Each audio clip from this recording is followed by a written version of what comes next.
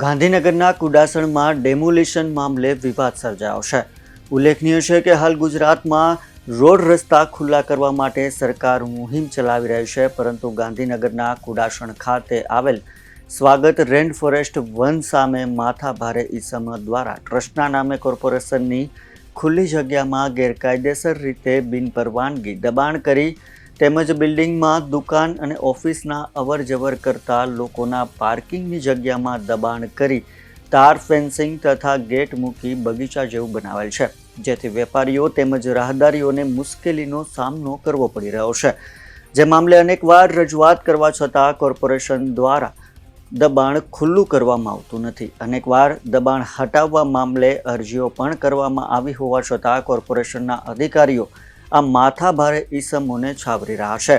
ત્યારે આજે માથાભારે ઈસમ દ્વારા કોર્પોરેશનની કામગીરીમાં અવરોધ ઊભો કરવામાં આવ્યો હતો અને દબાણ હટાવવાની કામગીરી પર રોક લગાવી હતી। ત્યારે આ મામલે અનેક સવાલો પણ ઉઠી રહ્યા છે કે શું કોર્પોરેશન કે તંત્ર આ દબાણ હટાવવા માટે આંખ આડા કાન કરી રહ્યું છે કે આવા માથાભારે ઈસમોને તંત્ર જ છાવરી રહ્યું છે।